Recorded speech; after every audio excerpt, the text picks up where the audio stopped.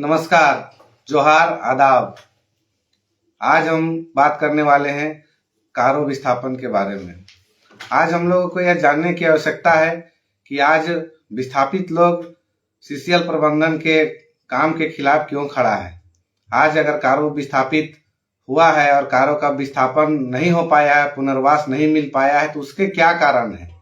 आज कहीं ना कहीं प्रबंधन और यहाँ के जो नेता है लगातार विस्थापन को ठगते ठगते क्यों इतना दूर ले गए कि 40 वर्षों के बाद भी आज कारो का पुनर्वास नहीं हो पाया है। तो आज हम लोग ये सब जानेंगे कि क्यों कारो विस्थापन को लेकर के ग्राम सभा हो रहा है, वो कॉलोनी में हो रहा है, ग्राम के जगह पर कॉलोनी में क्यों हो रहा है। दूसरी बात यह है कि कारो विस्थापित का इतना मुद्दा क्यों उछला हुआ है, क्यों आज कारो माइंस बंद पड़ा हुआ है, क्या कारण है। ये सब विषय के बारे में भी आज हम लोग जानेंगे।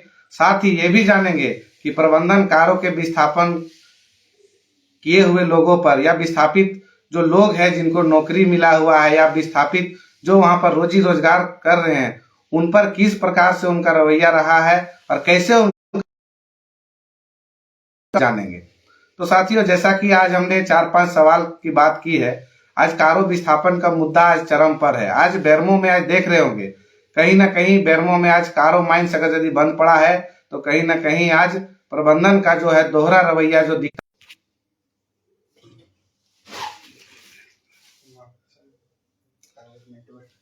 नेटवर्क टूटने के कारण से थोड़ा सा मैं माफी चाहूंगा। आज बात हम लोग करेंगे कि कारो का जो विस्थापन है उसका दर्द कारो के विस्थापित जो कारो गांव के लोग हैं वो झेल रहे हैं। आज हम लोग इस बार भी बात करेंगे कि कारो का विस्थापन का अहम भूमिका किनके ऊपर है, क्यों आज कारो के विस्थापित इतना शोषित है और शोषण हो रहा है लगातार उनका। अभी आपको पता होगा कि विगत कुछ दिन पहले की बात है, 6 महीना 8 महीना पहले की बात है, कारो में 9 लोगों को जो नौकरी करते हैं, जमीन के बदले उन लोगों को नौकरी मिला है, उनको सस्पेंड कर दिया था कारो प्रबंधन ने। लगातार 2 बार 3 बार उनको नोटिस दिया कि अगर यदि आप अपना घर खाली नहीं करेंगे, यदि आप विस्थापित के साथ देंगे तो आपको नौकरी से हाथ धोना पड़ेगा। उसके एवज में उन्होंने जो विस्थापित है जिनको नौकरी मिला है उनका पेमेंट भी काट लिया। फिर उनको किसी तरह से नौकरी मिला, दर दर के अनेक प्रकार के नेताओं के पास वैसे विस्थापित पहुंचे, अपनी मदद को लेकर के गुहार लगाने के लिए पहुंचे, फिर उनको ज्वाइनिंग दिया गया। फिर कुछ दिनों के बाद कारो के विस्थापितों को, जो जिन लोगों के पास ट्रक है, जो लोग सेल के माध्यम से अपना रोजी रोजगार कर रहे हैं, उनके जो ट्रक है वो ट्रक को भी ब्लैक लिस्ट करने का काम किया। आज कारो विस्थापित जो अधिसूचना है हुए 40 साल हो गए, लगभग 83-84 में कारो का जो है अधिसूचना हुआ था। आज 40 साल में आज प्रबंधन कहाँ है।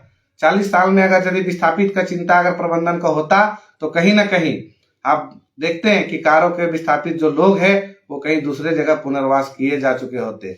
लेकिन प्रबंधन ये चाहता ही नहीं है, प्रबंधन किसी भी समस्या का समाधान करता ही नहीं है। इसके कारण से आज ये जो विडंबना, आज जो समस्या जो कारो प्रबंधन के सामने जो आ रहा है, सीसीएल प्रबंधन के सामने, वो दिख रहा है।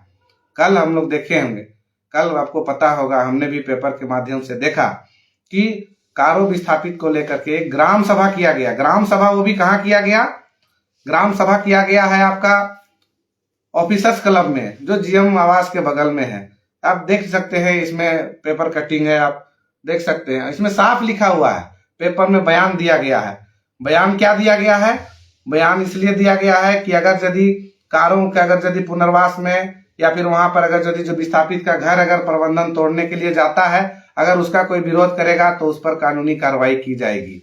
आप बताइए कि मेरा घर, मेरा जमीन, हमारा घर, उसके बावजूद भी अगर हमारे घर को कोई तोड़ेगा और उसमें हम विरोध भी नहीं करेंगे, क्या ये संभव है क्या कहीं पर भी।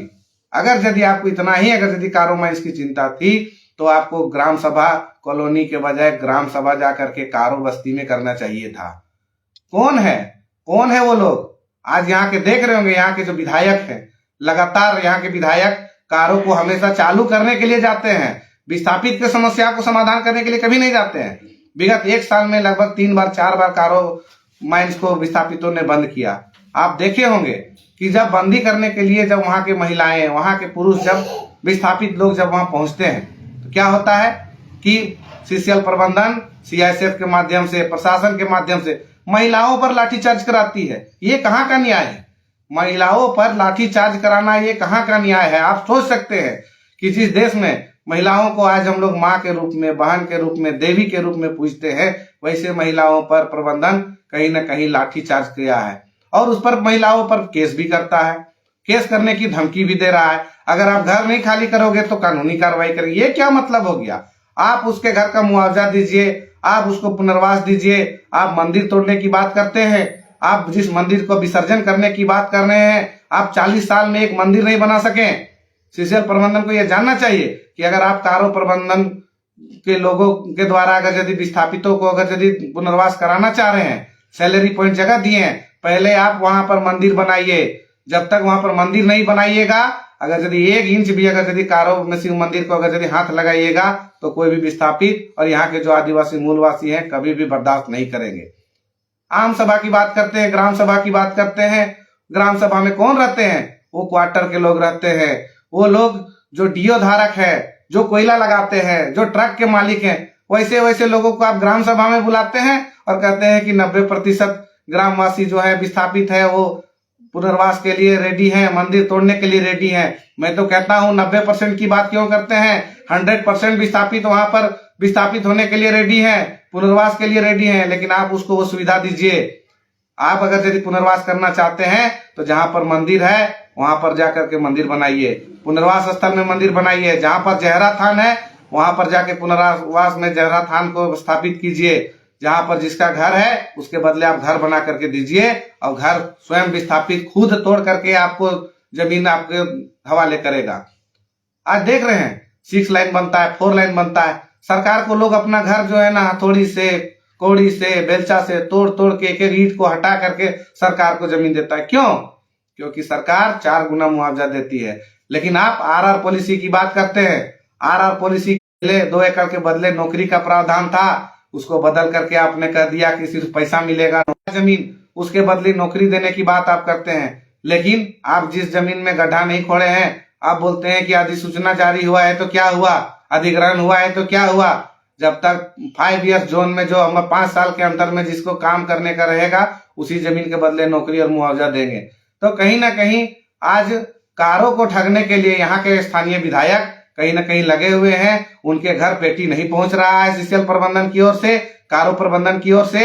उनके जो कहावत है ना कि एक बार हमने अखबार में पढ़ा था कि रोज का कमाई 1 करोड़ है विधायक का। आज कहीं ना कहीं लग रहा है कि 1 करोड़ से घिसक करके हो सकता है 40 लाख 50 लाख में आ गया होगा। इसलिए उन्होंने ग्राम सभा बस्ती में करने के बजाय ऑफिसर क्लब में करके डीओ धारकों को, गाड़ी मालिकों को बुलाया है। और आज देख रहे होंगे विस्थापित उसी पेपर में जो पेपर कटिंग हमने दिखाया, उसी पेपर कटिंग में विस्थापितों ने विरोध किया है कि जब तक मंदिर वहां पर बनेगा नहीं तब तक इस मंदिर को हम लोग हाथ लगाने देंगे नहीं। साहब के पिता यहाँ पर जो श्री राजेंद्र सिंह जी यहाँ 5 बार विधायक रहे। क्या आपके पिता सिर्फ बाहरी लोगों को झोली भरने का काम किए? यहाँ के विस्थापितों के बारे में कुछ बोलने का काम नहीं किए? यहाँ के विस्थापितों का हक अधिकार के बारे में कुछ नहीं किए? जब पिता 5 बार विधायक और 2 बार मंत्री है तो कहीं ना कहीं ये प्रबंधन और यहाँ के विधायक की मिली भगत है।